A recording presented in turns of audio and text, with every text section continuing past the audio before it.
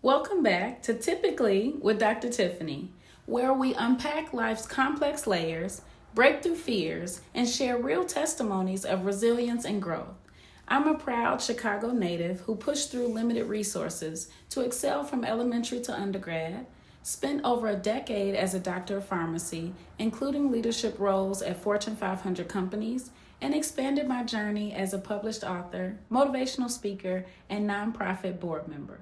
Along the way, I turned my stress relievers or hobbies into creative ventures, using the arts to educate, entertain, and elevate others. Here, we'll challenge outdated norms, spark fresh perspectives, and hopefully help you see just how much more you are capable of. Let's grow, reflect, and rise together. Let's get into it.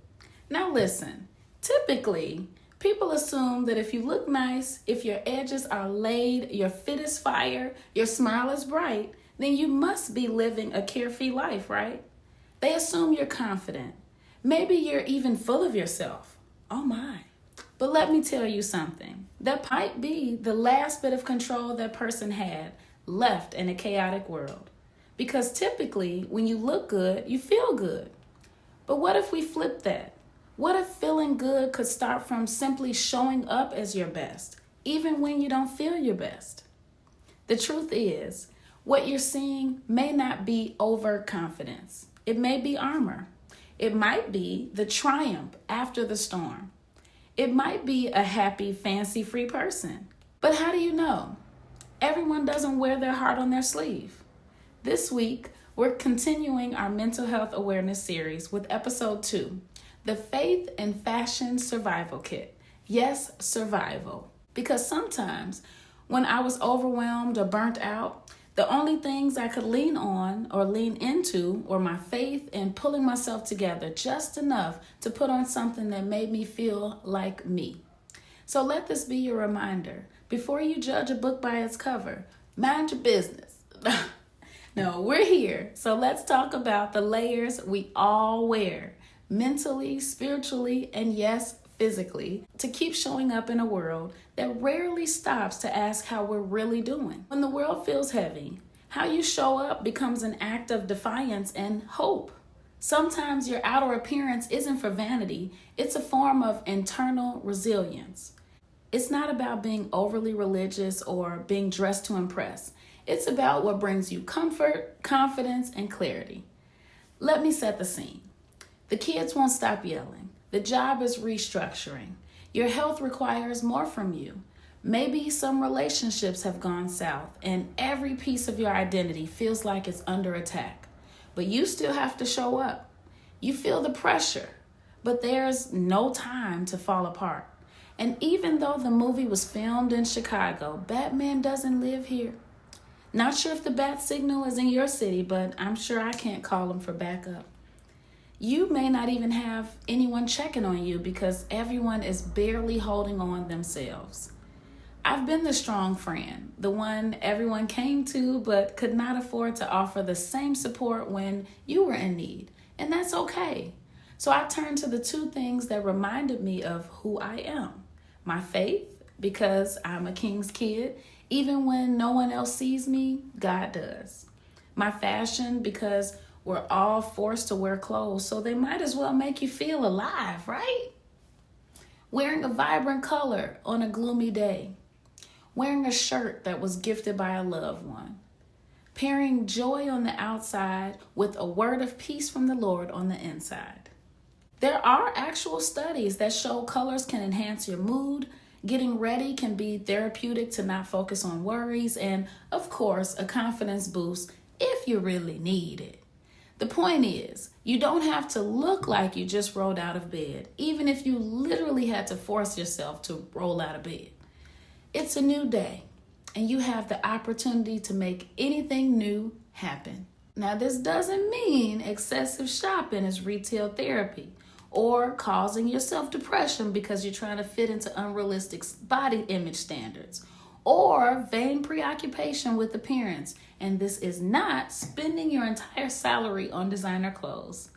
Again, this is not about showing up to impress someone. It's about showing up as your highest self, even if it's held together by bobby pins and a prayer. You still showed up. For my believers, the Bible gives us a spiritual wardrobe too, the armor of God. Ephesians 6:11-18 breaks it on down. The belt of truth to keep you centered, the breastplate of righteousness to protect your heart, the shoes of peace because every step matters, the shield of faith to block the darts of doubt, the helmet of salvation to protect your thoughts, the sword of the Spirit, which is the word of God. And then it adds the secret sauce, prayer. It's not just an accessory, it's your weapon and your lifeline. You are clothed in grace, power, and purpose. Let's unpack something real. Silent burnout.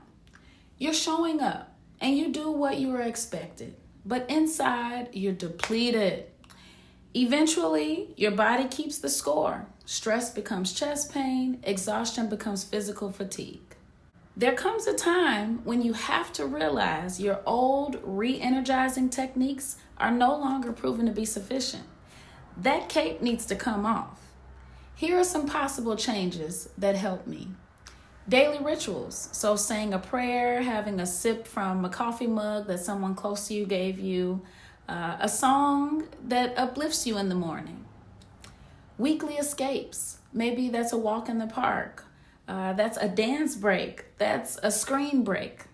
Having monthly resets. So that's to reflect, to release, and to reward certain milestones or certain accomplishments for your discipline. Quarterly check-ins to check on, are you meeting your goals? Are you working through your self-development, your growth, and check your gratitude. So these structures have helped to keep me grounded, and hopefully they can help you too. Now let's talk self-awareness.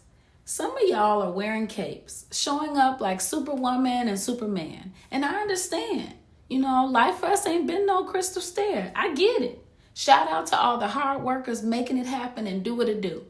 But can we put the cape in the washing machine every now and again? Is that cape worth more than your health? You may go through all the emotional stages until finally you pivot. You remember who you are. You rebuild. You choose you.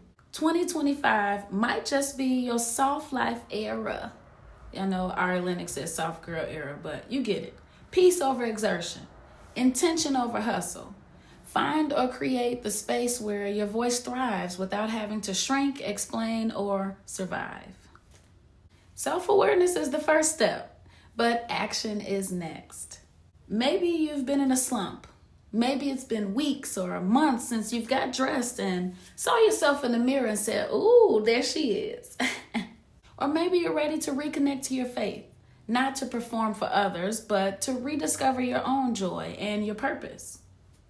No matter what your reason, it's time to reclaim the pen and rewrite your story. Yes, life has tried you, but you're still here. And if you're going to keep showing up, you might as well look and feel like the king's kid that you are. Because listen, nobody is hiring you in sweats and a bonnet to represent their brand. And more importantly, you don't deserve to live in sweats of sadness, but the leggings of love. For anyone who feels invisible, you still have purpose. The next time you unintentionally judge someone by their appearance, maybe just ask them how they're doing and listen with empathy for their answer. And if you are the one being judged, just smile and keep it moving. Remember, God never left you. Hebrews 13:5 says, I will never leave you nor forsake you. He covered you when no one else did. You're not too much. You're not weak.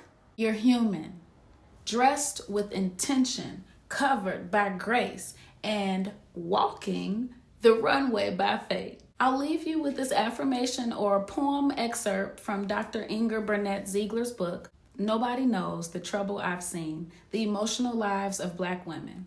My past struggles do not define me. The future is mine to take hold of. I release myself of guilt, regret, shame, fear, and worry. I have known suffering, but I have the capacity to heal. I surrender to my innermost divine power. and affirmatively claim my truth, holding all parts of myself in loving kindness, compassion, and peace, always knowing I am enough, just as I am. That's all the time we have for today. And remember, the world needs the real you, not just the resilient side of you. This week's challenge for listeners is to listen to Ebbs and Flows, sung by Shea Universe. It's a relaxing reminder to let go of what you can't control. We don't know what tomorrow holds, but we know who is holding us down in our tomorrow. You are seeing kings and queens. Like, comment, check out the helpful links below, and share the episode with a fellow trailblazer. Thank you for listening to Typically with Dr. Tiffany.